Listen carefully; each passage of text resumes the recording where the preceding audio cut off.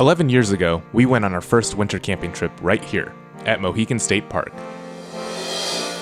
Now, we return to Mohican to experience it all over again. The wonders of winter, with all its exciting highs and lows.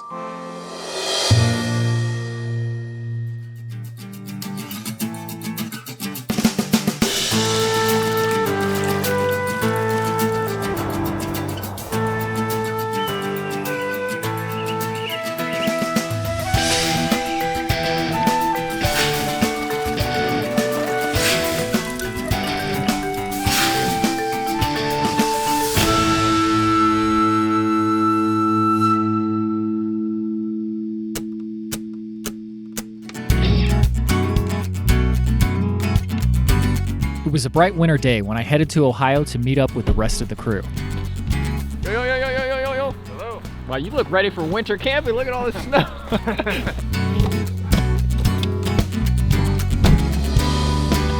Today, we were headed into the cold for a hike at a park that, to us, was quite nostalgic. But before leaving, we goofed off a bit. You gotta get like a running start.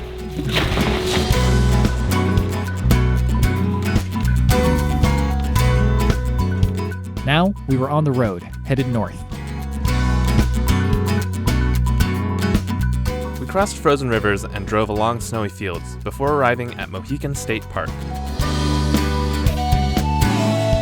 The temperature was 25 degrees and dropping.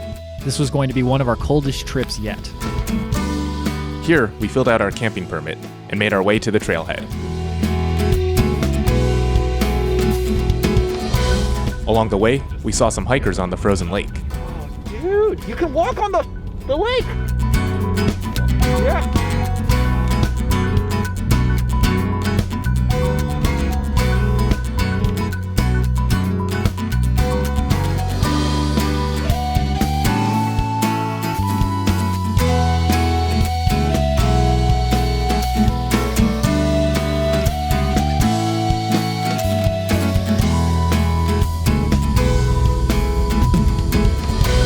Finally, we made it to the trailhead parking, which was covered in deep snow.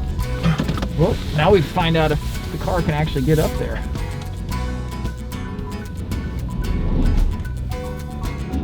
We didn't want to risk getting the car stuck in the snow at the start of our trip, so we got out and took a look around. Yeah. We probably could just park on the side of the road here. Might be safer. I don't imagine too many people are coming by. So clearly nobody's come up here. This is awesome. Yeah, this is gonna be great. We decided to clear away some snow and park on the side of the road. Then, we grabbed our bags and headed out on the trail. Our plan was to hike north to campsite 7, then day hike up to see some interesting landmarks, before staying another night at the campsite and hiking out again. This is like the most wintry thing we've ever hiked in. I feel like I need snowshoes. The snow is like, I don't know, how deep do you think that is? Like a half foot at least? It's also very cold. Yeah, it's really good we're not doing that much mileage because it's not going to be easy to walk in this, for sure.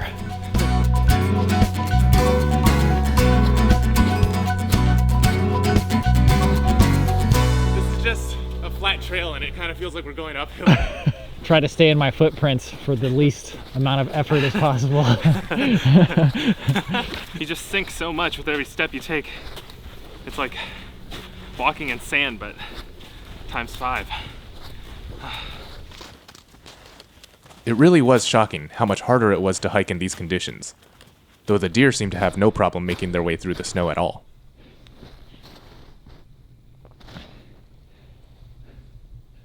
We had come to a junction with a big wooden wigwam. Yo, you guys, can you see this? I'd rather burn that for warmth than sleep in it.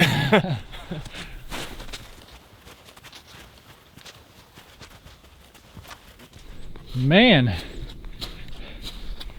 this is a solid teepee. Go inside there, but be careful because if it all falls on you, I don't think you'll die, but it'll take a little while to dig you out. They've even got like this crossbeam here. They tied this together with like old metal fencing. See that? Oh wow, yeah. Yeah, just be careful.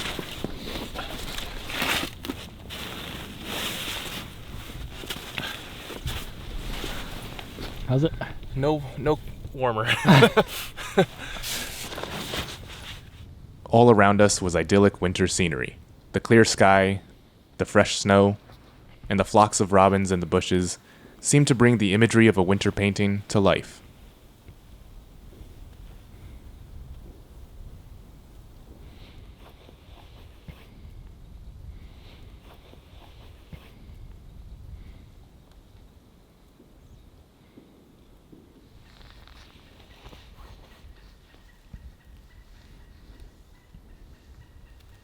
Yet despite our beautiful surroundings, the cold air was absolutely frigid, biting at any exposed skin with no remorse. And so, wanting to keep warm, we continued hiking and spotted more signs of winter wildlife. If you look up ahead, you can see these like gradual, subtle indentations where people have walked, but it's been snowed over. And then you see these fresher deer tracks over top. The snow with the deer tracks is a little rougher, but you can still tell it's kind of been maybe at least a day or so. But obviously the deer tracks were much smaller, and they're choosing the path of least resistance and just going where the humans walk to.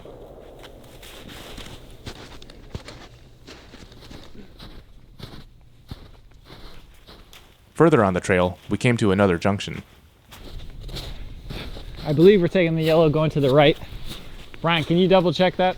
Look how much animal activity there is. Yeah, it's funny because with these trails, you can even tell what direction they're going, even if you don't see the clear print. Because you can see the wisp in the trail where they were kind of dragging their foot after they stepped. Yeah. So, yeah, that's right. Okay. Some like chipmunk trails or something.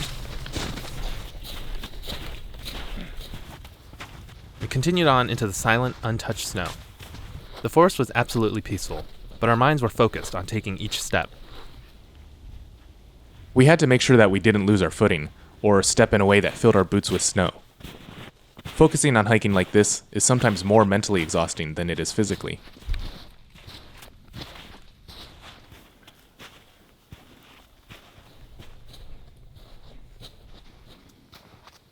Further up in the woods, we found some disturbed snow from white-tailed deer that had rested just off the trail. So sometimes when you find these little patches where deer have been lying, you can find some deer hair. I'm gonna try to do that, but it's quite literally like finding a needle in a haystack. I'm not seeing any deer fur, but there's so many deer tracks, maybe we'll find another later on. Speaking of fur, how is your newly found facial hair and your newly found head hair? Any difference? I don't think I noticed a difference. Well, the long hair definitely gives me some extra insulation, but I just feel my facial hair getting crispy, as Brian put it. Yeah. I just remember when I had long hair, like when we were in Japan, I just wrapped it around my face. It was warm. Up ahead, we saw even more signs of deer. It'll never stop impressing me that these deer, they just lie down on the floor and just go to sleep. Yeah. Imagine having fur. In the trees above, we saw a downy woodpecker hammering away. Although winter sometimes feels barren, you can see signs of wildlife all around.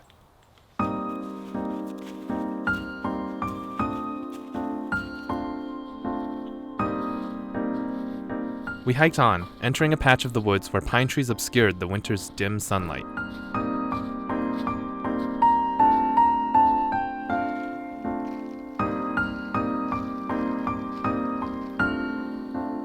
We stopped here and there to rest and enjoy a snack, before continuing our trudge through the deep snow.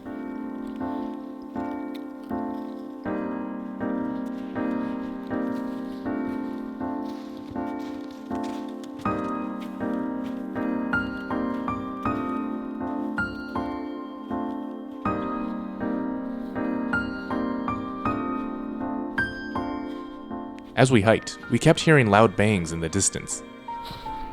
Public hunting area. It's definitely gunshots we're hearing. I can put my rain cover on since it's bright orange. No, I think we're good. We're pretty colorful. Robbie with his raccoon hat. No, it's like, raccoon! So they start getting shot at. I guess I have a safety yellow hat on, so. They'll be like, I definitely see two humans, but they're right in front of a raccoon.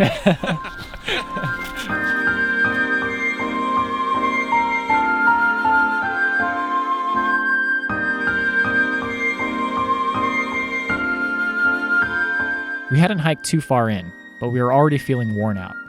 Without this snow, you wouldn't even give this trail a second thought on the difficulty of it, but with like a foot of snow that you're sinking in every step, it's like you're walking up that steep sand dune constantly.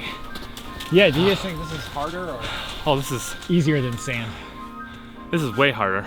I think it's all the factors of winter, like just cold and trying like and carrying like a pack and everything.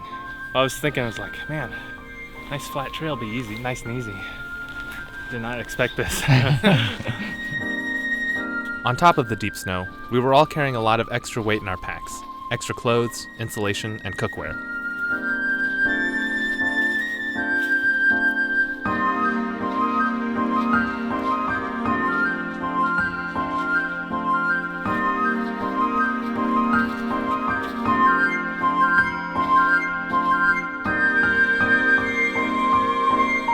Along the trail, we found more signs of white-tailed deer that roamed the area.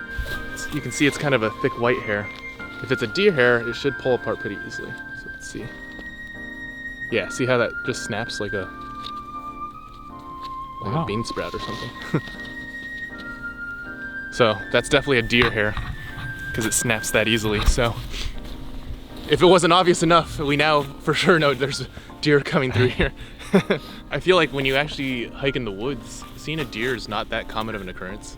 But with the snow everywhere, like you can see just how much they're moving about. Yeah. We were nearing a campsite not far into the trail right along a stream.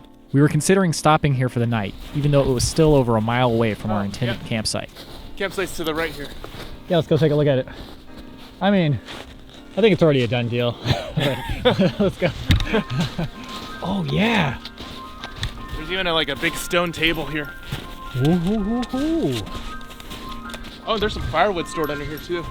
Oh, Beautiful. Man, yeah. Whew. Let's set up our shelters first and foremost, I think. So I do think like starting here. Before making any decisions for certain, we decided to sit and collect ourselves. So Brian cut up his old foam sleeping mat. So we got some good waterproof sitting mats. Yeah, keeps your butt warm too, or not cold at least. Oh! I'm okay. The moment you sit down, it gets so cold. Kind of easy to underestimate winter camping. Oh yeah. Well, I knew it was going to be snowy, but I didn't know it was going to be this snowy. Right, yeah. This is definitely the deepest snow we've ever experienced. Yeah. Backpacking. We had only hiked about a mile in, but we decided to set up camp. We were exhausted, it was frigid cold, and we weren't sure if we'd even be able to hike as much as we planned tomorrow, especially with the deep snow. But for now, we at least had our shelters to bring us warmth tonight. So I got a new tent finally. Was not satisfied with my old one. This is actually only a pound more, so it's 3 pounds, still pretty light. I haven't used it yet, but I have used the winter version when I climbed a mountain with Daryl in Japan, and it was one of the best tents I've ever seen in my life. So for the amount of money that this costs, it better be good. It's always a good idea to get the task of setting up shelter out of the way, especially during the winter, so that you don't have to think about it later when you really need it. Though the snow brings its own challenges even to that. So one thing about staking down shelters in weather like this is the snow's so deep you kind of have to dig out the ground and make sure you're actually like sticking the stake into something solid. The other thing is sometimes the ground is just frozen.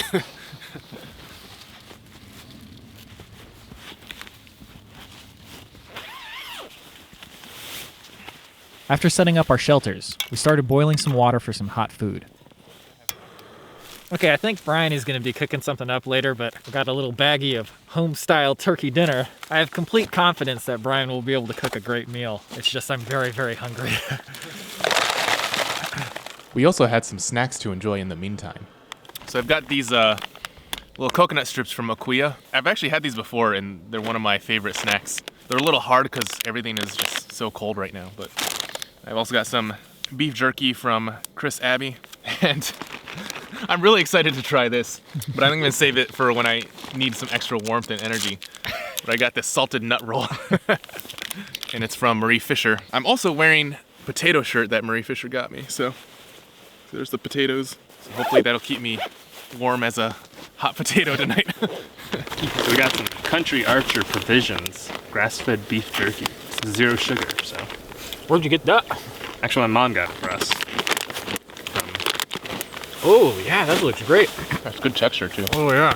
Very soft and moist. Yeah, none of those dry, chewy pieces. Wow, yeah, great beef flavor. You can really taste the meat, not the heat. With the water boiled, it was time to cook the food. Then I cleared out the fire pit for a much needed campfire. I miss living a coddled life with heating. Andrew wandered off to collect some smaller pieces of wood. While Andrew selflessly starts the fire for the rest of us, I'm going to eat this meal right in front of him. Oh, man. That was so good. Corn, carrots, celery, turkey, with the base of stuffing, I think. Not like just a turkey dinner. Pretty good. Andrew went to gather more wood, and we asked how likely starting a fire would be in these conditions. I think we can get it going. I just want to make sure we have enough stuff to keep it going. Everything I do takes so much mental discipline that I don't have. Compared to the usual amount of firewood you collect, that's like a paltry amount. Yeah. It's tough. Everything's covered in snow, and then I feel like there's not a lot of stuff to work with here. And even getting to stuff where you could find better wood is a trial in and of itself. I eventually got enough wood, and I had a new tool to help me start the fire. Alright, so first I've got this new Mora knife. One of the Mora's full tang carbon steel knives, and it's way heftier than their usual knives. Having a reliable tinder source like fat wood is critical for winter camping, and a good knife to spark it helps dramatically. So this is actually a gift from some friends. Their names are Chris and Casey, so thank you. We always get comments complaining that I use the edge of my knife to start a fire, but this new Mora had a perfectly sharp spine that made it easy to scrape my ferro rod. And I used the back of my knife. All right.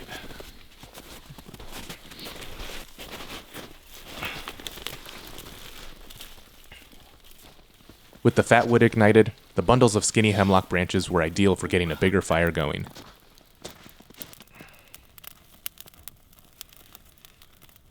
All right.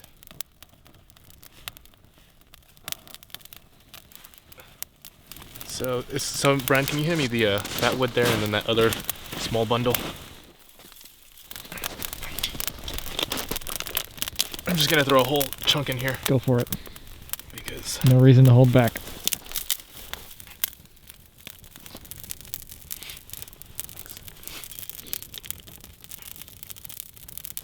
Nice work.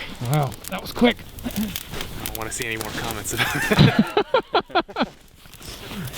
I don't even mind the smoke. I mean, I kind of mind it. Not too much. The wet conditions meant all of the wood was damp, so the fire required continual supervision. Yeah, a lot of the wood is damp, so we gotta keep close watch of it. Yeah, I'm thinking we just kind of nurse this fire for as long as we can go for the night. We were hoping to cook on this fire, but first we had to get it bigger.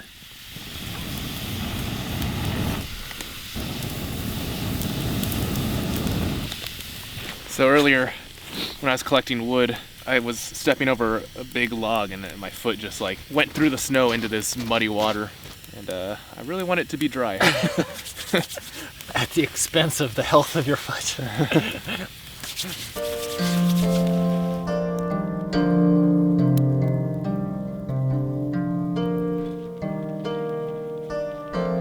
Eventually, the fire was going strong, and we all enjoyed its warmth before dinner.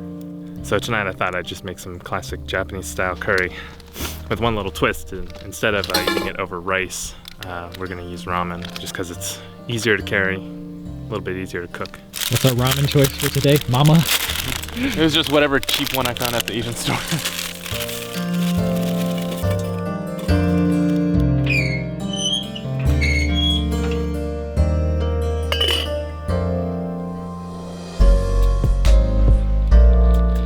The moon rose overhead in the evening, and on the other side of the stream we saw other backpackers braving the cold. As the food cooked, I got out some of my new kitchenware. Finally got tired of having to scrounge for chopsticks every time. So I got these nice titanium ones.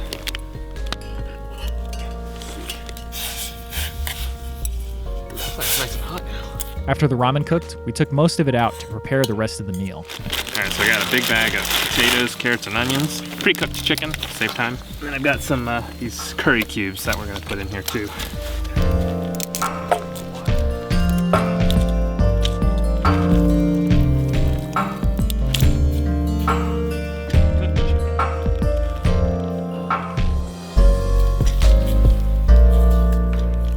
I did come prepared. I've got a ladle this time. Man, as soon as we eat, I'm getting in that sleeping bag and you will not see me again until morning. Yes. Yeah. Until that sun is at like high Is noon. it supposed to be sunny tomorrow? No. It's gonna be rough. Yeah. I feel like our psyche could go any direction tomorrow morning. Yeah. We could feel totally up for it. We could be like, dunk me in some hot oil. Well, it'll warm up by 10 a.m. to 19 degrees Fahrenheit. By 12 p.m. it'll be 26. What is it right now? 17 right now. Oh, you have signal right now? Yeah.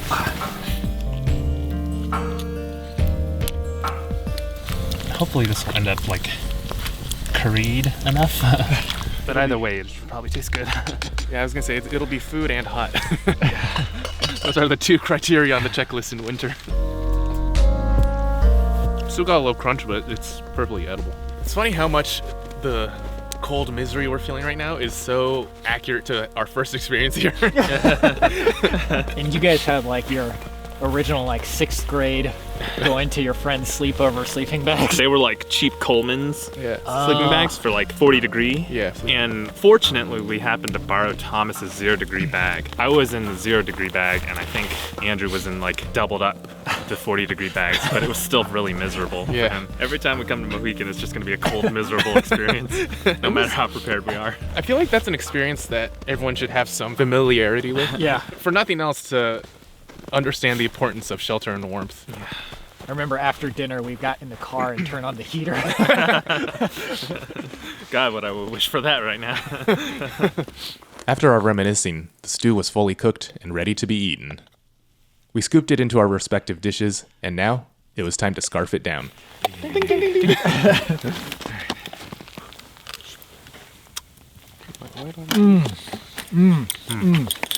That great curry flavor hits you like immediately. Already warming up. Onions still got that crunch. I like that. The potatoes are perfect. Ramen Ramen. a little crunchy too. Ramen was a great idea. Oh yeah, so good. Chef Morimoto strikes again. I can't decide what's happier, my mouth or my hands. Oh yeah, why am I not holding the pot? I'll get that knee slapping. Can you imagine if we tried to go to sleep without a dinner like this? This will give us something warm to actually keep insulated. You know, the ramen's good too. It's not overcooked. Yeah, it's really good. Pretty amazing how well this turned out, considering how brute force it was, you know? After dinner, we had a special dessert to enjoy. Okay, so this is Snowballer. It's from Ida, who lives in Norway, and there's exactly 4 snowballs in here. Now, if Thomas was here, he'd get the 4th one. So Thomas will eat this in your stead. Nice packaging. Nice textured ball of chocolate. Looks like a golf ball. And as hard as a golf ball. Ding, ding, ding, ding. Oh. There's cream on the inside. No, it's nougat. Not bad. Thank you, Ida. Very good. After dinner, we enjoyed the fire beneath the stars and discussed our plans for tomorrow. This is good warmth. We keep trying to decide what our plan will be. I literally cannot tell you because I don't know what I'll be feeling like tomorrow. I think it all really depends on how our nights go. There's always going to be that like hurdle you have to get over before the pleasure. For me, I'm going to have to like de-pants and deal with the cold so I can put on dry pants. One of my favorite experiences is when you get in your tent and you can organize all your stuff. And you're like, oh yeah, okay, yeah, let me put on these dry clothes, put these wet ones off to the side. Warmth really is like such an important feeling. Sometimes the civilization gets to be too much and like you feel like you're too coddled, but it also, when you're in this moment, it's like, oh man, it's kind of nice though. This is pretty magnificent, though. Yeah. Look at that moonlight, man. God, the stars are amazing. Why can't that moonlight give heat? I like the sun. What if it did that? What if the moon just, I mean, since it reflects the sun's light, right? If it just reflected the heat too? It's like, yes, a full moon. As the fire died out, we retreated to the warmth of our shelters. Hopefully, we were prepared for this sub-zero weather. I've got 2 sleeping bag layers.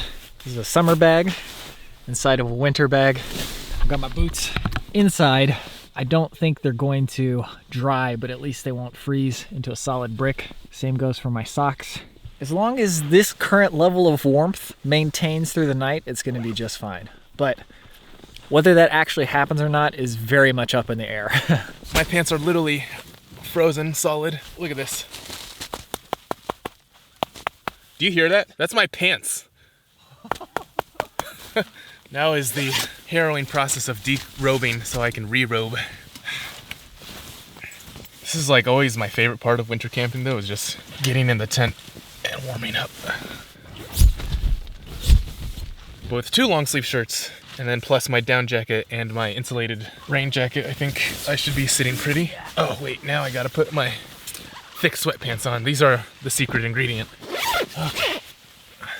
If you haven't been winter camping, I feel like usually people are prone to underestimate how much warm clothes they need. Even if you start off feeling pretty comfortable at night, chances are you'll cool off during the night. So you want to actually put on more clothes than you think you need. I think I'm all good for the night. Really hope I don't have to pee in the middle of the night. I think we're pretty good. How about you? I'm settled in. I don't feel cold, but that's probably because I can't feel anything just yet. You all right? I feel pretty good, yeah. Okay. Well, don't hesitate to escape to one of these tents. We could use the extra body heat. Yeah, that's for sure. Robbie's like, in fact, please do. Okay, good night. Good night. But as is wont to happen in the winter, we did not have a steady sleep. It's currently 3 in the morning. My phone is giving me conflicting reports of whether it's 6 degrees or 1 degree. We're all currently up. I bit the bullet and I went outside to use the bathroom, and it is colder than you could even imagine. Maybe 5 or 10 minutes before you did.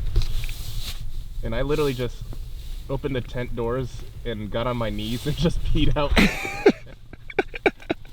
Brian, he said he's doing all right except for his feet. If you need to come into the tent, Brian, don't hesitate. Are you okay? I'm just trying to keep my feet warm.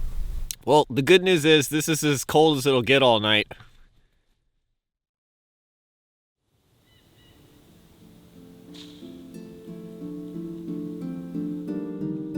In the morning, clear skies and the bright sun had given us a pleasant surprise.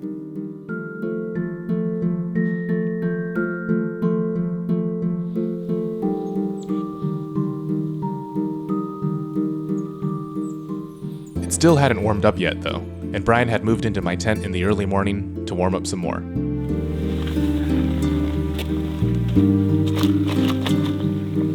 Breakfast for today. It's a little frozen peanut butter. We all woke up, and Andrew had a severe case of bedhead. How's it going? I thought you were wearing something. Look how frozen my pants are. Like,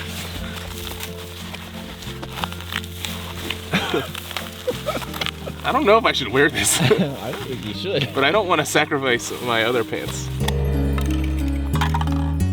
Apparently this works as low as 14 degrees Fahrenheit, and it is just above that right now. Our water bladders were partially frozen, so we decided to boil up some snow instead.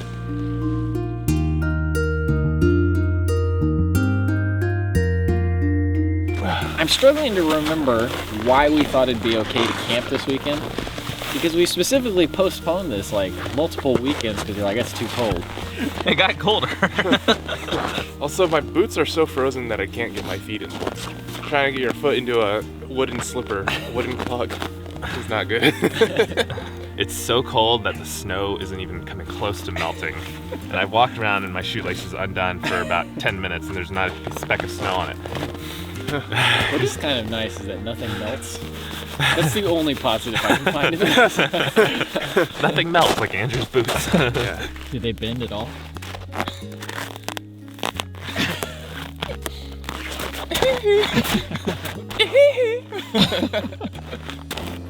Like, that's crazy. I could just. In the distance, we saw some cross-country skiers. So fast. You a little cold last night?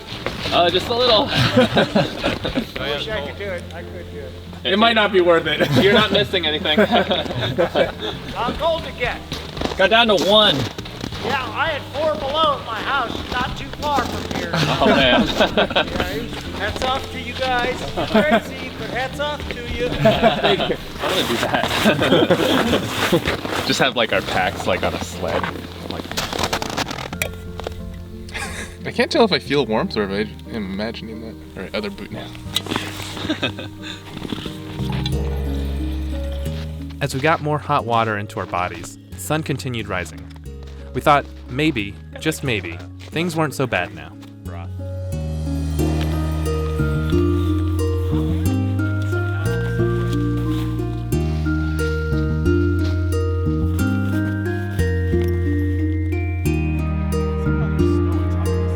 We packed up our gear and tidied up our campsite. Whoever put the big pieces of wood under that definitely helped us. So I'm gonna make sure these go back under. They're a little burnt, but they can definitely still be used. Hopefully that'll be of use to the next camper here. Okay, so first off, are we going back to the car? Say, I feel good keeping going. yeah, I think whatever would give us more time to do stuff would be the best option. Okay, then I say we keep going. Yeah, especially with the temperatures rising, I'm feeling way, way better Yeah, about things. yeah. And do we want to take the river? Since we saw the skiers on the river, yeah, let's take the river as far as we can go and Yeah. then get back on the trail. Okay. All right. All right, let's go. Yeah, let's do it. We left our campsite and carefully tested out the stream.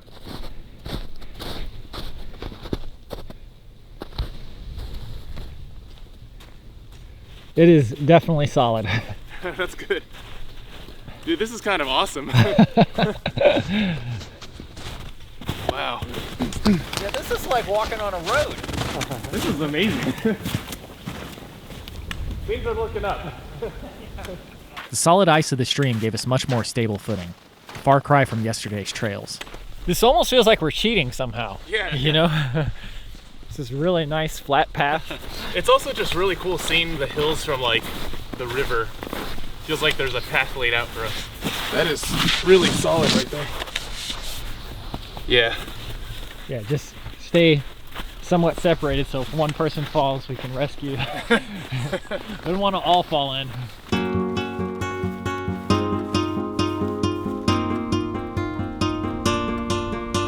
With the solid ground beneath our feet and the bright sun high above, our spirits were suddenly much higher, especially with the nostalgic winter scenery. This reminds me of the feeling you get when you read Calvin and Hobbes and they're like wandering through the woods in winter. This is exactly what you kind of like think of when you see that. Yeah.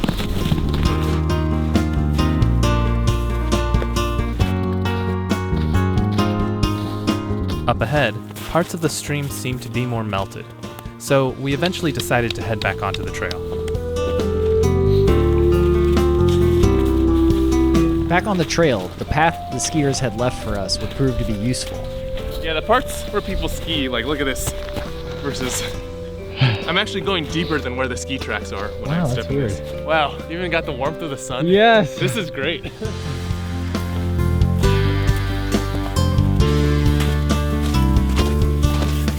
This is what I meant last night when I was like, I have no idea how I'll feel tomorrow, because last night I was ready to give up. Oh yeah.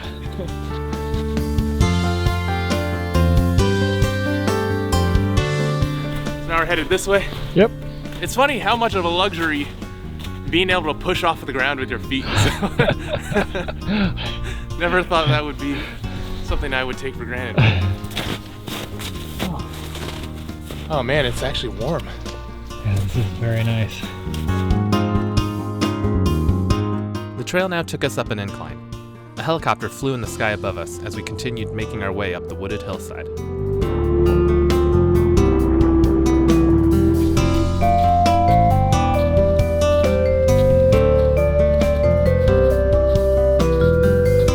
trail is much easier today because a lot of people have been on this trail, so we're not walking in fresh snow. But man, this uphill is brutal.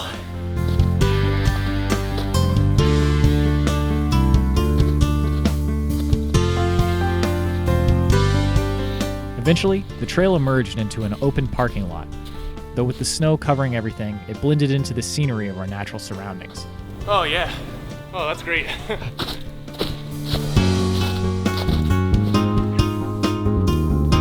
Here, we looked around and decided to have a snack break. So you remember the episode where you had the yo-yo bears? Yeah. Jason G sent us some more yo-yo bears. Thinking I might break out the nut bar. Salted nut roll. Like a giant baby Ruth. That's so good.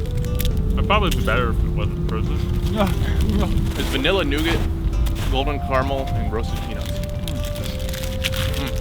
Now, we continued onto the luxuriously flat, solid ground. We now headed towards the road, deciding to hike on it to avoid trudging slowly through deep snow on the way to our next destination. So campsite 7, I think, is this way. And then we're gonna go over here and then to the left to get to the covered bridge and the dam.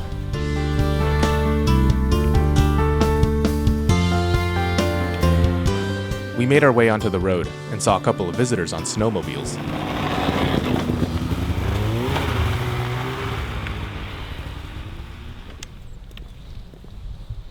This was a great change of pace.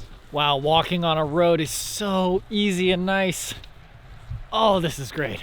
Okay, so we're headed to the covered bridge first, and then past that we'll get to the dam. All right.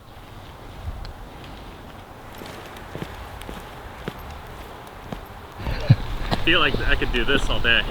Along the way, we passed the entrance to the trail that would lead us to our campsite tonight. As always, we found the blending of civilization into our backpacking trip pretty intriguing. I feel like the way it feels is what I would imagine Appalachian hikers feel when they have to hike on a road for a bit. Yeah. Oh, yeah. You know, it's like a change of pace and they're getting to hike on a road with cars going by and they're enjoying it. I mean, we've been hiking through hilly woods like this for so often that for us it is actually really interesting to hike on a road. Whereas, like, if it's your first time backpacking, you'd probably want that wilderness experience fully. But And from the road, we could see the trail in a ravine to our right. As pretty as it looked, we were happy to be avoiding the rugged, snowy terrain down there.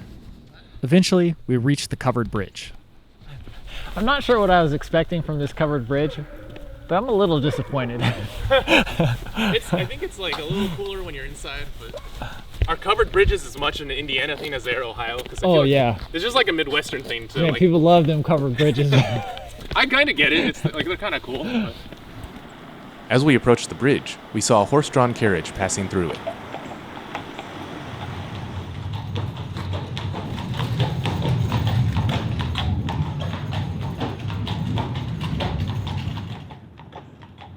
And from the bridge, we saw the beautiful river below.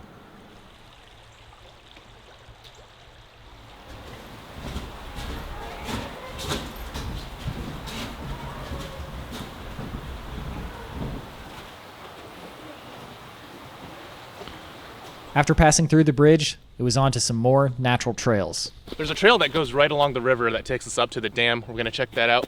And there's some cool waterfall stuff.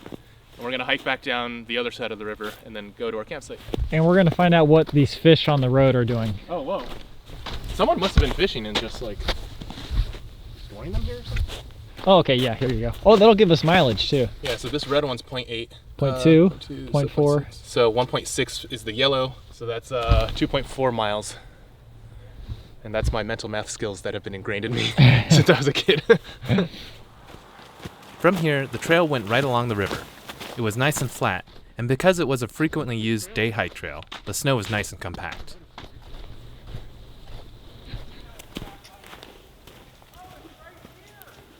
The ease of the trail added to the sereneness of our surroundings. Calm, flowing water, and some Canada geese enjoying the day.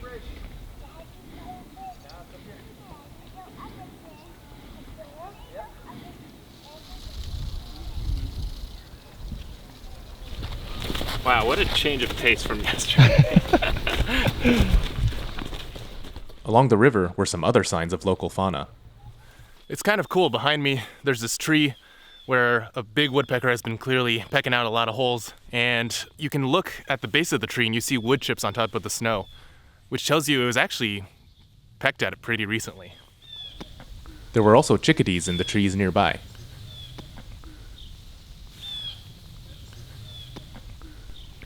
We kept hiking along the river, and Andrew talked about a recent hike he had taken on this trail. So I came here I think it was a month ago with my friend Jess. It was pretty cold, but it wasn't this cold and it wasn't snowy, but the river was almost up to the trail. And on the last section, it was actually a little bit flooded. I'm very glad that that's not the case today though. And up ahead, we noticed an interesting structure. Is that a porta potty? It looks like it, but there's a weird sign on it. It's warning, U.S. government property. Whoever shall steal willfully.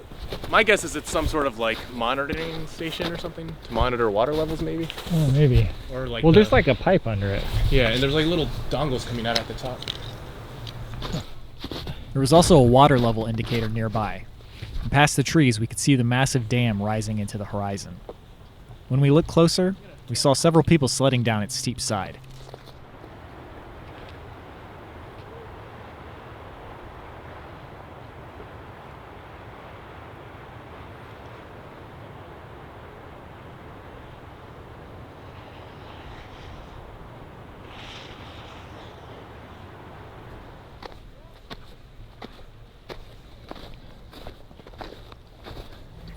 We approached the dam and decided to sit and take in the sights around us.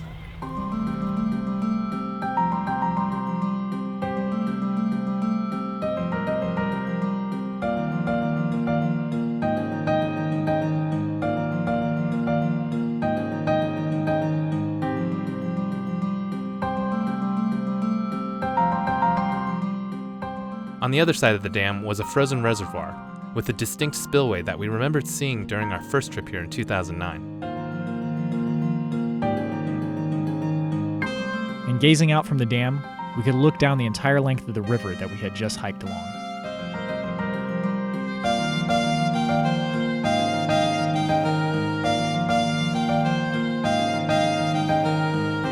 Through the dam was a massive tunnel that fed water into the river.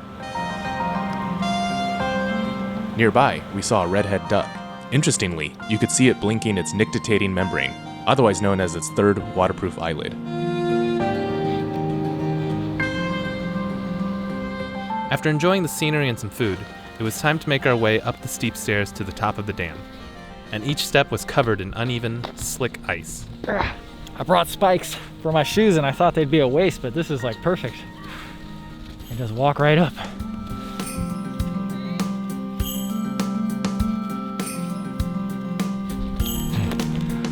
I'm tired of uphill. I definitely got to take the sled down. You can do that if you want, but that means you're gonna I have to come both back up. do and don't want to. Yeah, there's a sled somebody left up there.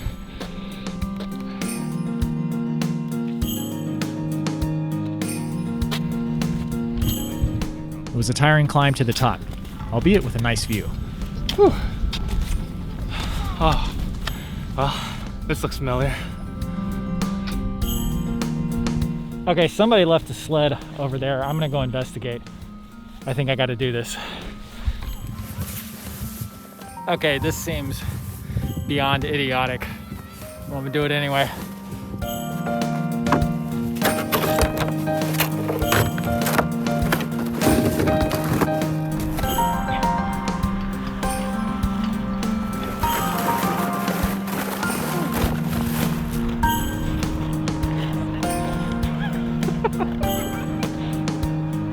Well, that's unfortunate.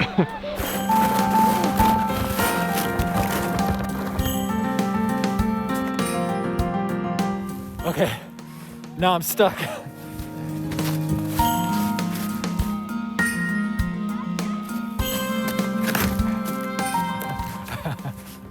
That was fun.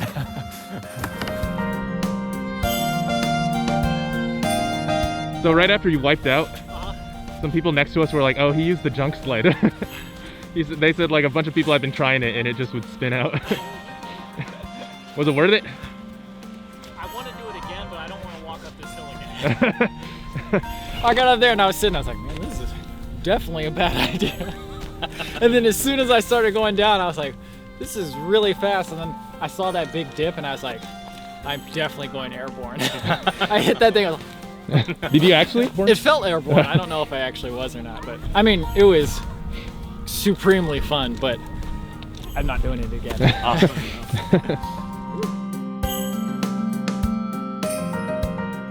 Now, it was time to take a closer look at the other side of the dam. So you can actually go on that little bridge? Yeah, at least there's nothing preventing anyone, so. Let's go take a look. That lake is completely snowy. There's this hexagon hole thing that we saw when we came here the first time. Morning Glory Spillway. That must go to the tunnel we saw on the other side, right? Oh, yep. That sort of stuff gives me the heebie-jeebies. Yeah. It's so much bigger than you can imagine, you know? Yeah. Wow. Yeah, that river must be not frozen because of the flow from the dam. Yeah, this side's completely frozen.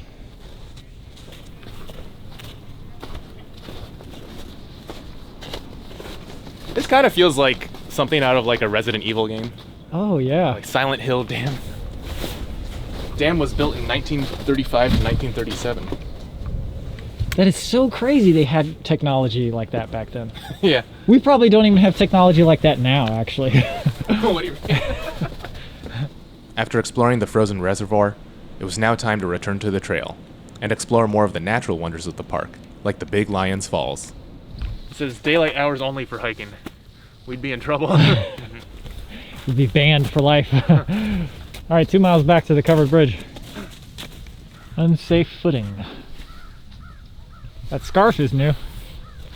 Here's some very ironic graffiti. It's got like flowers and it says "Be kind." It's like, why'd you graffiti the rock? Careful, slick. The trail here was a bit precarious and slick, but the scenery was beautiful. Up ahead, a friendly hiker stopped and showed us an old picture from the area. This is probably around, I'm going to say it's at least 100 years ago. Okay. Right, 1920, 1919, 1920, 21. Wow. Yeah, and they lived right here in the area. The cousins, as a matter of fact, just lived over here about a mile from the dam. Okay. Showed me a picture of the falls from like 100 years ago that his grandpa, I think his grandfather took. The whole icicle was connected from top to bottom. They said it's not quite like that today, but there is definitely a lump of ice and some curtains of ice. 100 years ago? Yeah. Well, we came here 12 years ago, and we actually didn't make it all the way to the falls, so this is going to be new for all of us. The full trail to the falls will go this way, but there's some really cool rock formations here. It's harder to see them covered in snow, but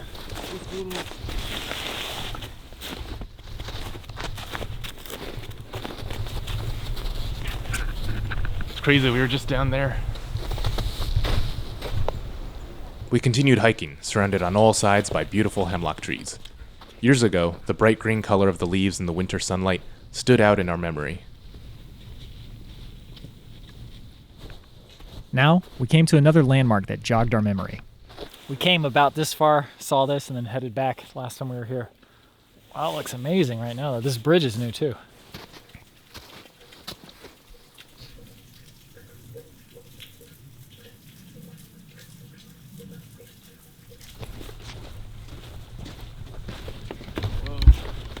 Wow, look at that.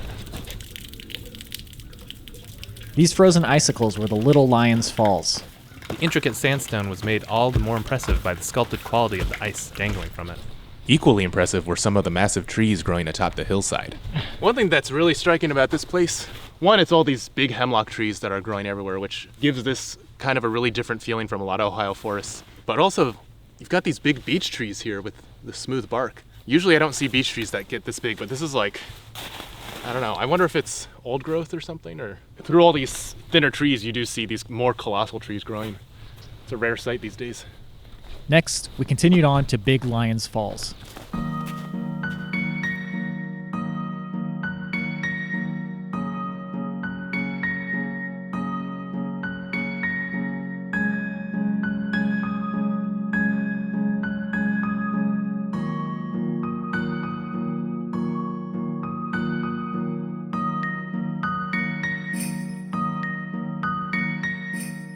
As we approached the falls, we could see the massive sandstone cliff in the distance.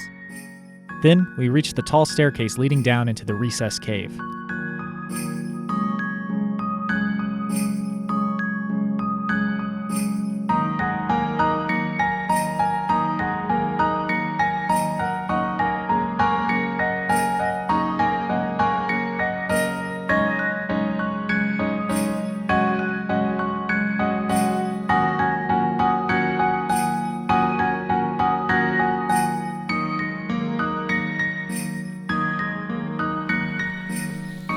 Beneath the frozen falls was a huge mound of ice and snow. The intricate pattern of the ice was accentuated by its otherworldly teal color. We stood in awe of the wondrous wall of rock and ice before us. Staring at these massive cliffs, we started to think about the history of this place, from the indigenous people who used this and similar recessed caves for shelter, to the hikers that explored and picnicked in the area hundreds of years ago, to our own selves hiking in the trails nearby over a decade ago. All the while, the sandstone cliffs and the waterfall continued to loom far above their admirers.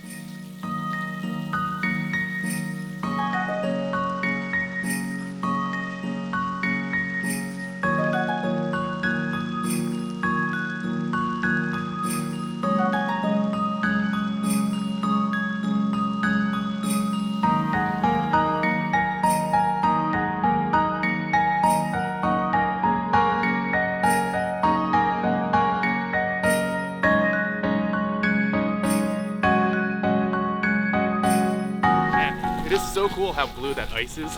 It looks like you froze like Mountain Dew Baja Blast or something. It must be how the light refracts through it or something. I always find it interesting that ice doesn't feel pain. You know what I mean? Like, that's so cold that we would feel pain. But the ice is just ice, you know? I know what you mean. It just sounds funny. I think that about trees sometimes. Like, these trees are just able to exist out here Yeah. without any coats.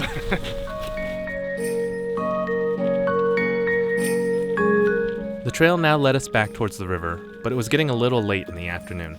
I think the trail back to the covered bridge is fairly flat, so We have an hour and 10 minutes until sunset, so we're going to be cutting it quite close. the plus side is with all the snow, it'll be a little brighter after sunset.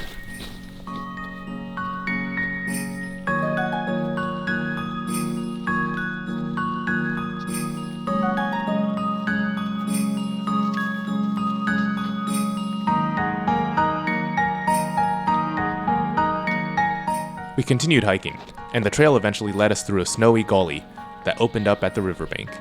This is one of my favorite parts of the day when everybody's gone home already and you're like the last one out. Oh man, yes. Totally flat trail.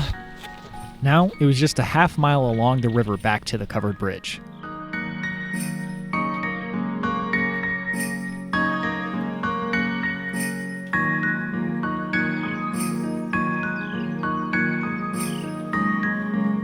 As we hiked, there were a few more sandstone outcroppings, and Andrew spotted some older graffiti etched into the rock.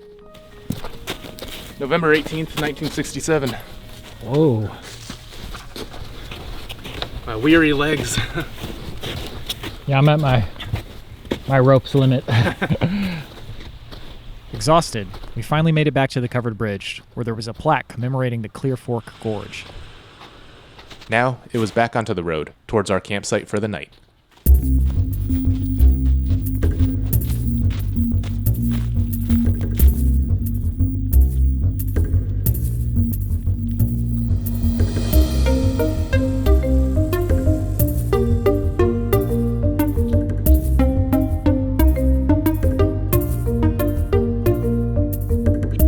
You know, as late as it is and as tired as we are, this is actually a fairly good place to be in because we know exactly where we're going, how far it's got to be. When we were in Japan, we were this tired like times 2, and we were going down a precarious, dangerous mountain and had no idea how long it was going to take. Yeah, that was rough. Of course, we won't have a hot spring or beer at the end, but you know, I'll take what I can get.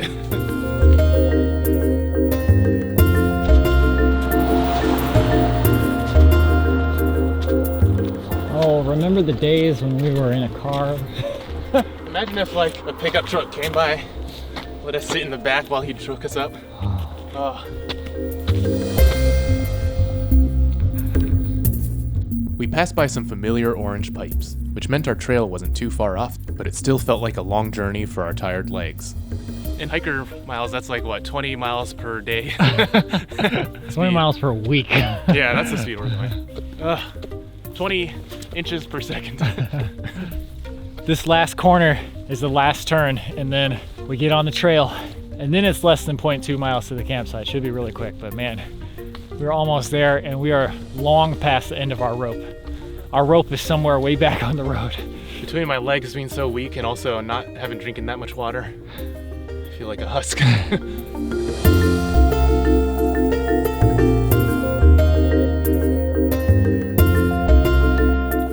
Finally, we found the entrance to the trail. Although we were close, we decided to stop a moment and rest and rehydrate. I've probably been so dehydrated, like you don't realize it in the winter, but man, I'm gonna eat some granola too. Okay, I'm gonna head out. The sun has officially set. Still plenty of light though. We are super close. Super close.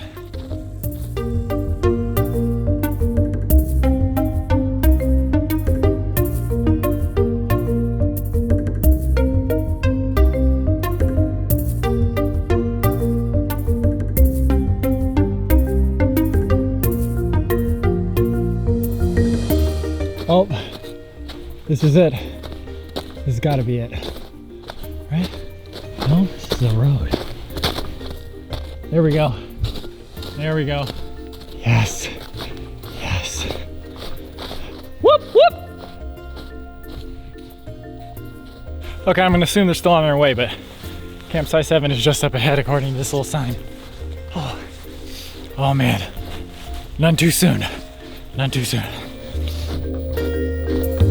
Ah, here she blows. Yes.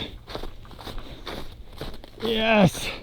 Oh, thank goodness. I'd arrived at the campsite, and it wasn't long before the others joined me. Whoop, whoop. I know that I have felt exhaustion like this before on a trip, but it feels like I have never felt exhaustion like this before. Oh, baby. Gonna sleep good tonight. I better believe that.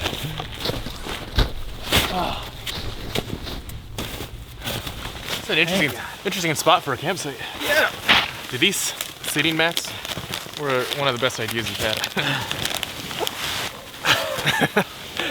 Brown's like, I'm sleeping here now. Hopefully it's not going to be too hard to find firewood. But...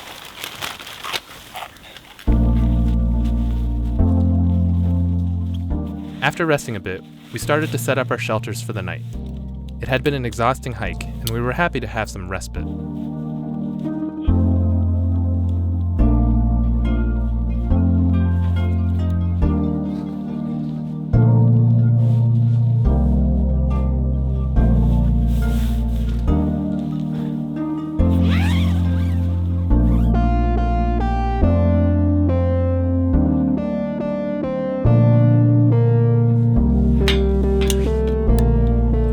Robbie prepared some boiled water as the clouds slid past the bright moon above. In the meanwhile, I searched all around for as much dry wood as I could find.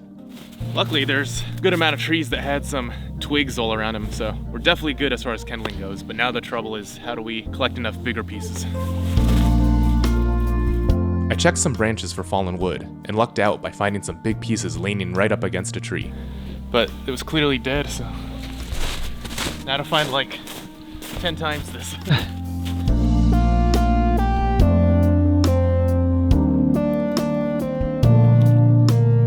It's hard because the snow is just covering all of the ground, so like it makes it way harder to look for bigger pieces of wood that are most likely on the ground buried under snow.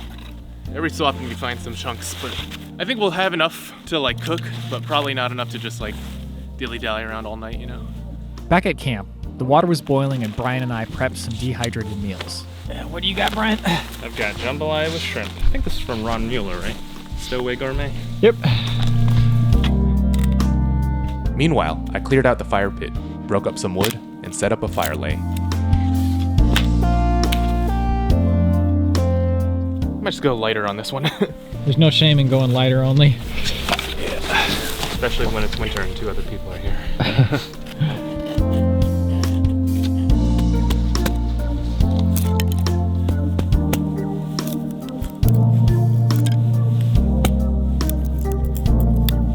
hopefully this is working lighter. Because, damn it. Keep going, just keep going. It'll work.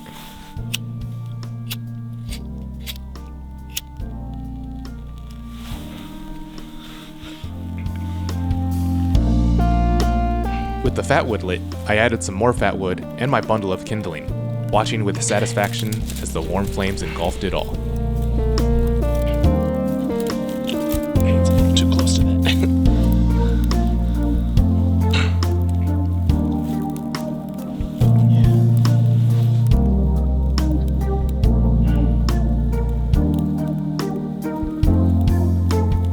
God, preparation is so important. Gotta have that preparation F.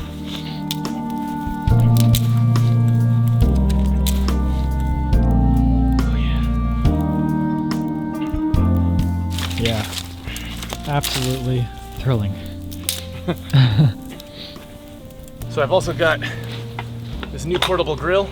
This stuff is gonna be so amazing. I know there's like a grill in the fire pit, but I'm gonna cook stuff directly on this, and I feel like those are always kind of grody. So before I put it on the fire though, I'm just gonna use it as a table, because I also brought with me a small little bamboo cutting board. In the meantime, it was time to try my dehydrated meal. But looks pretty good. Oh man, I'm so excited. Jambalaya. I love rice. Doesn't matter if it comes in a dehydrated meal or fresh out of a pot. Always makes a meal better. So today what I'm preparing is some roasted eggplant and zucchini. Okay. For my roasted vegetables, I first minced some garlic.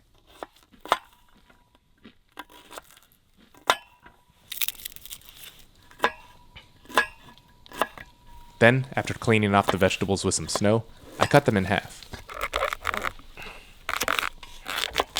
I've also got some sausage and shrimp to grill. So I think what I'm gonna do, I'm gonna start mixing together a little sauce for these vegetables. Let's put the garlic in there. So I've got here some sesame oil, and hopefully, oh, this is kind of frozen actually. I'll let it heat up there. I've got some seasoning here. So this seasoning is a whole mix of like a little bit of cayenne, and then salt, pepper, and furikake. Kimchi flavored furikake.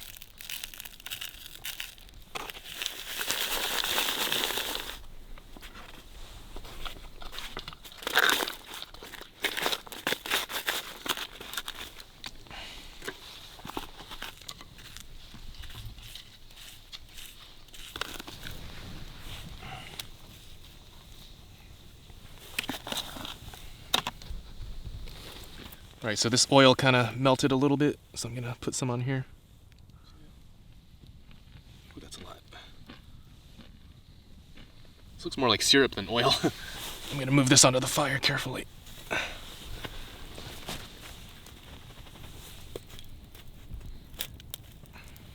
Now, a couple other things.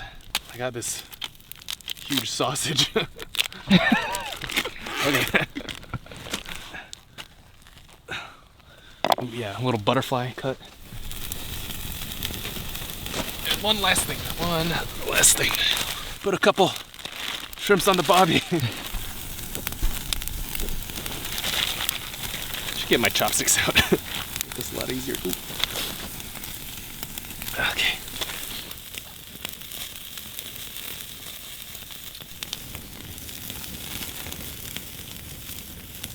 The vegetables wilted and roasted atop the fire.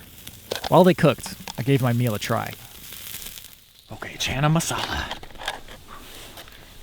Absolutely delicious. It's just like a mess of Indian spices. Look at this.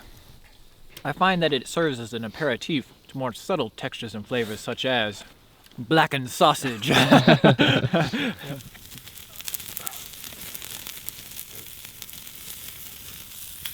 one's a little bit burnt, but Now, it was time to sample some of the sausage. Despite its charred exterior, it was absolutely delectable. That good? That was the burnt one. Brown, take this one. That's good. Oh yeah. Well, I'm gonna put this in here. Good work. so we've got some of the grilled shrimp.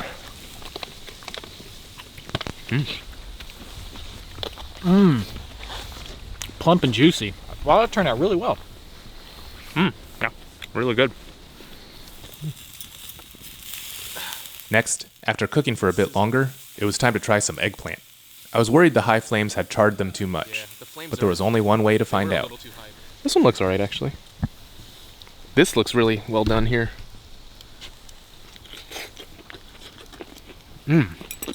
Wow. It actually turned out way better than I thought it would. Fully cooked? Mm-hmm. Yeah, pop that in my thing. Oh.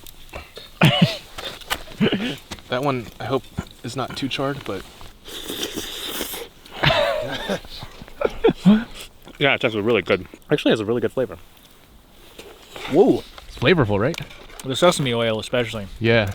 Good texture, well cooked. That is some solid eggplant. Yeah, we gotta grill stuff like this more often.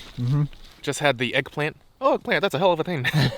Now, zucchini. Zucchini is actually one of my favorite vegetables. If you are someone who doesn't like eating vegetables, try roasting in some seasoned zucchini.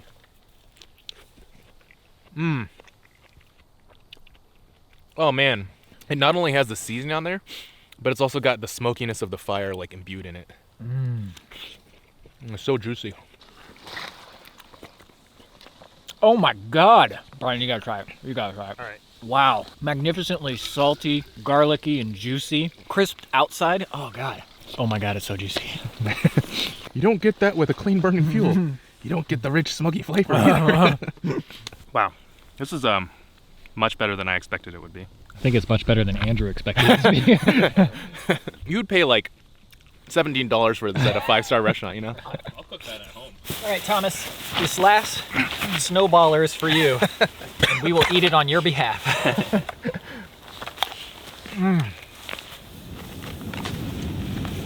After a delectable dinner, we continued sitting around the warm fire for a little longer.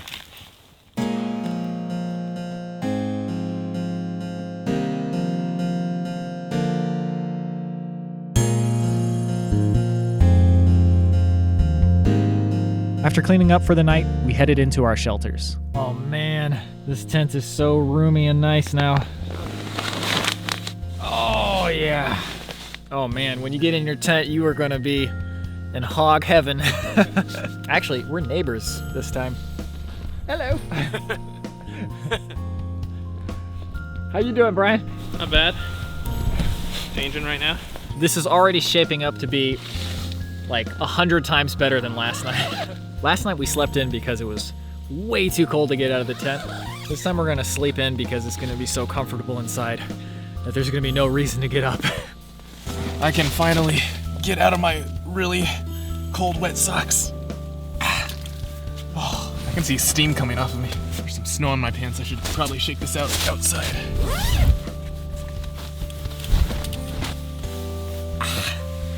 Oh God. Get on there. I feel like I could sleep with less than the amount of clothes I'm gonna put on, but I'm gonna put it on anyway. I wanna be toasty. Yeah. It's harder to repants. But now comes the challenge of getting my feet into these unisock and then getting my whole body into 2 sleeping bags. Okay. Oh baby. I feel like a snake molting, except I'm trying to put more skin on. It's pretty comfy so far. Good night.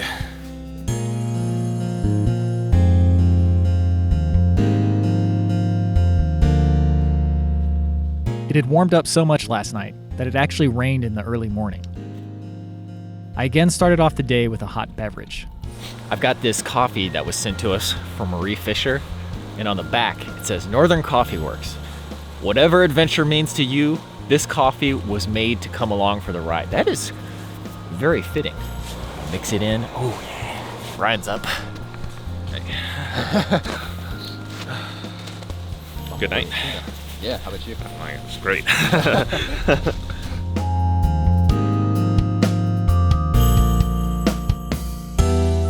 Ooh, yeah, baby. It's an instant coffee. Oh, it smells great, man. It smells particularly like a grandma hotel. Like you go to a hotel and your grandma's also staying there.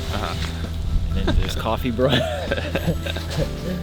There was a little bit of curry residue at the top, so I tasted that a little bit too, but Ooh, smooth. We didn't want to dilly-dally too much this morning, so we quickly got to tearing down camp.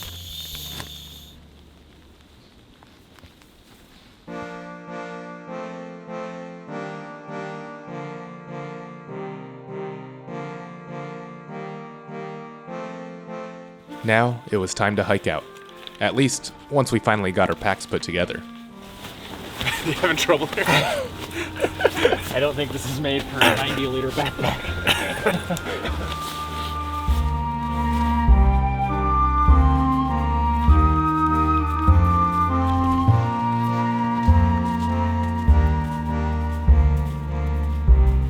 We headed back onto the forest road. The warm weather had softened the snow. The snow is a lot harder to walk in. Yeah. I would have expected it to like compact. Now it's just It's like sticks to your feet. yeah, it's slick and wet now. Yeah, that's the downside of the warmer weather. Everything's melted and slushy now. Yeah.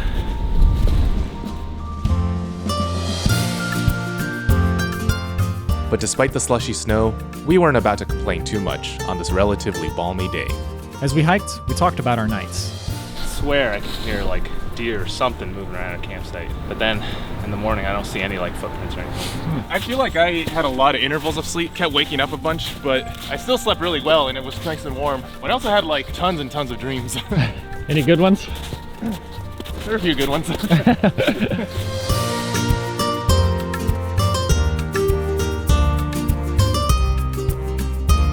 As we hiked, I noticed some interesting plants along the trail.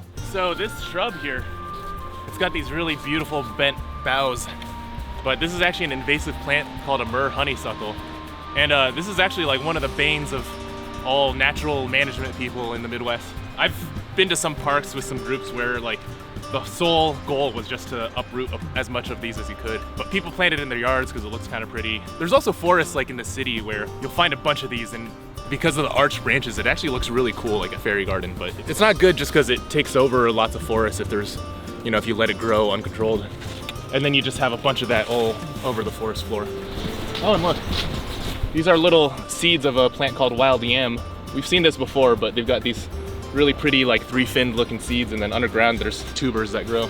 So one of the first plant ID skills I learned was identifying trees in the winter just by the bark. And it's an important skill to have.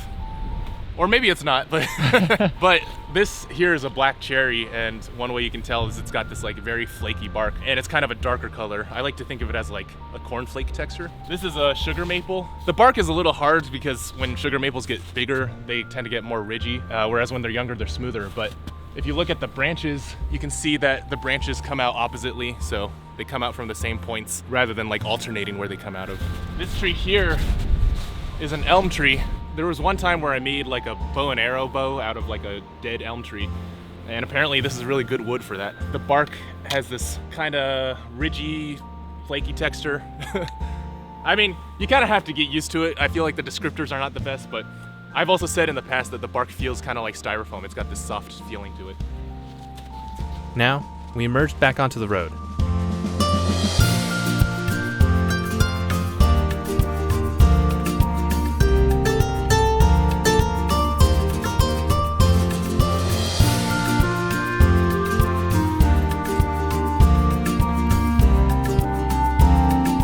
It had been great reminiscing about our first winter camping experience at Mohican all those years ago.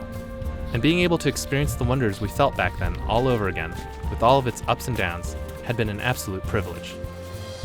Can you guys believe that 24 hours ago, approximately, we were here. Another 10 hours before that, we were freezing our butts off. And how, like, everything has just changed since then. I feel like this follows the pattern of a lot of our trips where it starts out pretty low, and then in the middle we're like, oh yeah, this is great. And then we're like, let's just leave. It is great to be able to just like, on the last day, be like, okay, we're done. Time to go home. It's also funny, today feels like it's kind of warm and like it rained, and I don't know, it feels like the first gasp of spring is on its way, you know? The Beth set out. Yeah.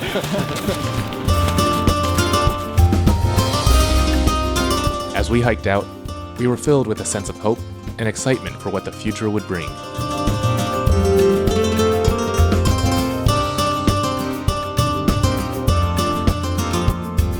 Perhaps, one day, we would find our way back here yet again.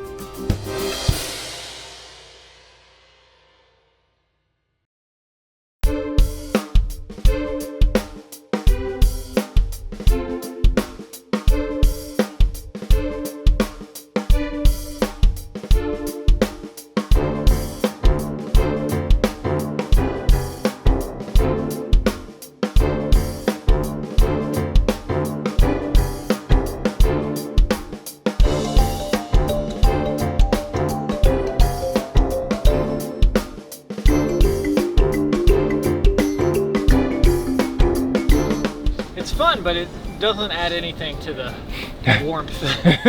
Now, put a match to it and now you got warmth. Remember back when you could have potlucks? You used to have like big igloo with all the ice in it with the drinks. 3 hours into the potluck and most of that ice was melted. That's what my shoes feel like right now. They are just complete water. These new boots are working out pretty well for me. Not to rub it in or anything. The end is within sight. It's a rewarding feeling. Very rewarding. What a beautiful, beautiful feeling.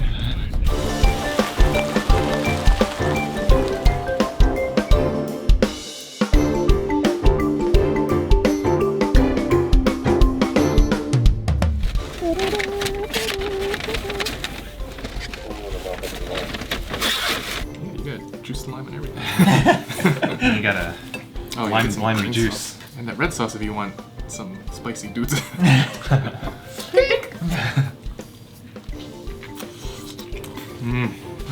Culmination. Make it all worthwhile, baby. Well, thank you. I got a veggie taco just for fun. With avocado and beans. Got my classic tripe taco. Organ meats are good just because they're so tender. Fish taco's on point. Actually ate pretty well during the episode. That's true. But now we're warm. Can't ask for much more. Oh, you haven't gotten into your torta yet. Saving that for later, baby. It's a good move. I was smart. I should have done that too. While I'm sitting there playing my video games. Man, I wish I still had some of that food. I'll be like, oh wait, I do.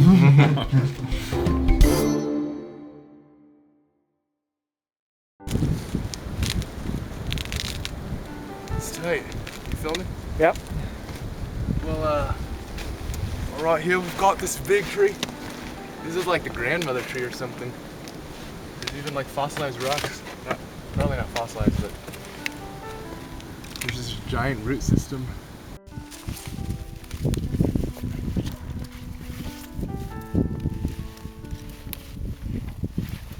All right, hold that, hold that, hold that, hold it. Don't move. Go. Woo! This is awesome. I gotta say that was a first. Mission accomplished. Mission accomplished, but I did not enjoy revealing my naked butt to the 18-degree weather. What we've got here, it's called a hydroelectrical dam. What happens is when the water flows up, it spills over into there and it powers these giant turbines and it creates electricity. And that's about the extent of my knowledge. And electricity, it powers things, but on Bear Grylls, I'll never use it. Now, this would have been an ideal tree to find out whether it actually makes a sound if no one's around to hear it. I don't know how we would measure it or test it, but by God, this must have made a sound.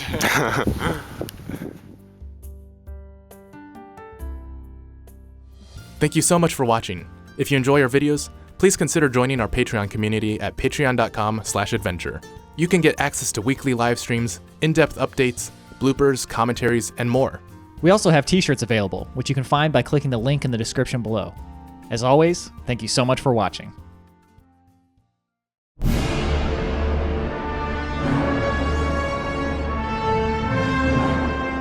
So, you've finally made it, Secret Agent John Truitt.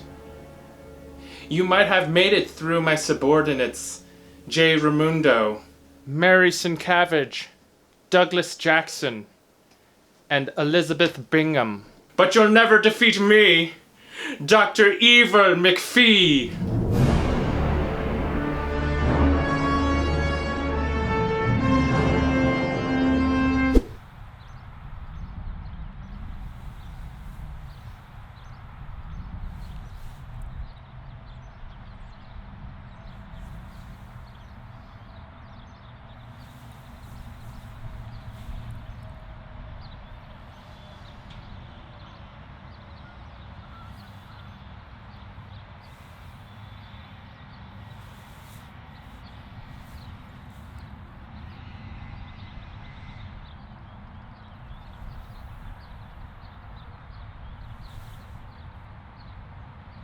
Thank you very much, Sunjan Juan, Emelyn De La Pena, and Roger Kim, Salvador Gonzalez, John Scott Sanwar 1, and Elaine R. Anthony. Also, Arlo TJ Augustine would like to give a shout out to his parents for all the future hikes this spring. Jason Bourgeois and Lynn Chen, this one's for you. Oh, Jason Bourgeois and Lynn Chen, this one's for you. She got it. Jasper Caparota, this one's for you. Shout out to Expedition Research LLC and Charlie's Out. We'd love to see that. We would love to see that. Charlie's Out. Charlie's Out. Yeah, we like to see that. Now, Charlie's Out. See that? Wouldn't we love to see that? His name is Charlie Joe. Lee, we would love to see that. Last night, the supply you got from Arlo TJ Augustine was supposed to go to Gavin Ryan.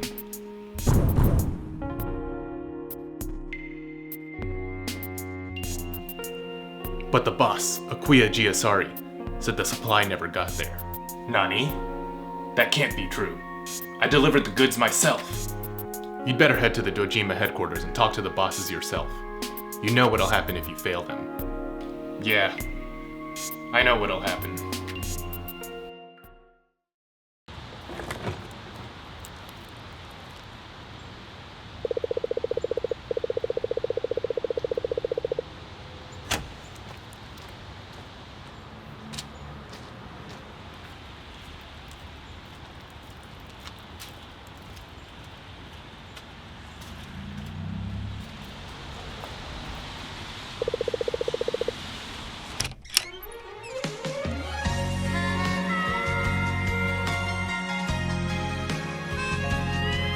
I sing for you.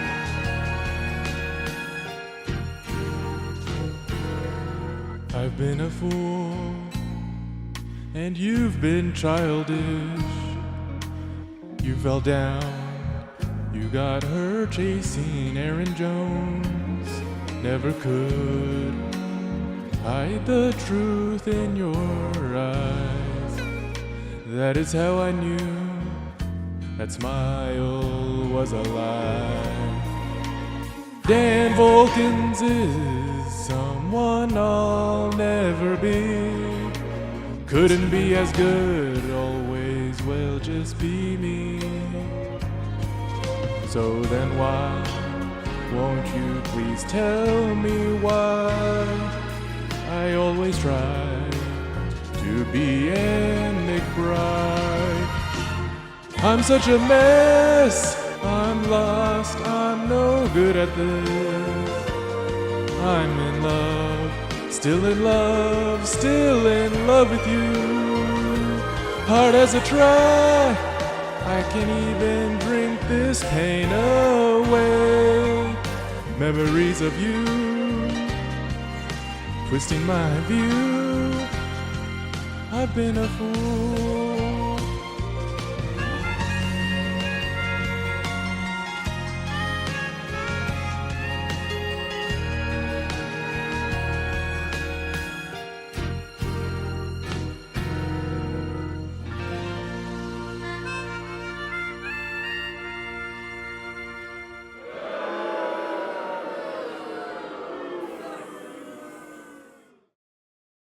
So earlier I heated up my billy cannon and I stuck it under my jacket so the heat would radiate inside. It actually worked pretty well. It's actually Robbie's billy can. That's true.